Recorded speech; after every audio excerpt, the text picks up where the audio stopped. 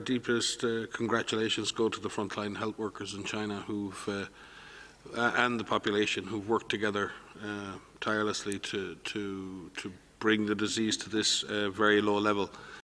But a huge partnership between communities, scientific institutions, public health institutions and the government, and a lot of cooperation, a very sustained commitment to getting the job done. So we congratulate the frontline workers and the communities in China for having reached such a successful outcome. But as we've learned in other countries, as all of us have learned, it's not over anywhere until it's over everywhere. There's an entire system that's in place that was activated in China and is being activated in many, many countries now.